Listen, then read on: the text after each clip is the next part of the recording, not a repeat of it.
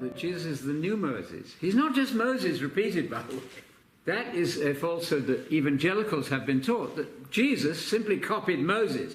And Armstrong did that with us too. Jesus said, I didn't come to destroy the law.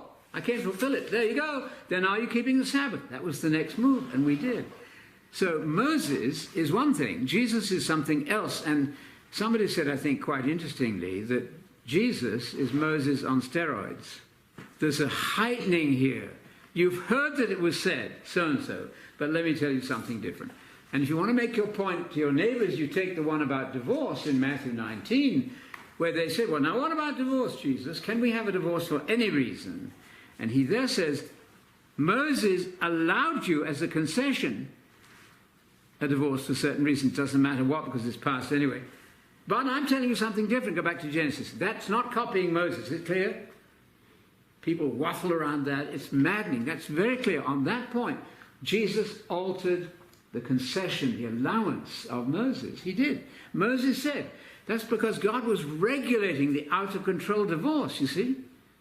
So he allowed that divorce certificate to be given as a regulation to deal with the chaos. But Jesus said, Moses said, but I, Jesus, am telling you something different. That's not copying Moses. Is it clear? That's a very important point. So we don't want to just repeat Moses. Otherwise, Jesus' model would be Moses. You ought to be following Moses. That was the Armstrong movement. Why aren't you following Jesus, i.e. Moses? And we did. So the difference between the law of Messiah and the law of Moses is essential. There is a difference. One is in a much higher, brilliant key. And you're killing the spirit. If you want to have no spirit, you want to go back under the cloud of Moses, don't do it. Because the law of the spirit of life in Jesus, isn't that a marvelous text? The law of the spirit of life in Messiah, in Romans 8 there, has set you free from the law of sin and death. And that was like Hagar and paganism. Paul says, don't you understand? There are two covenants. Well, we didn't.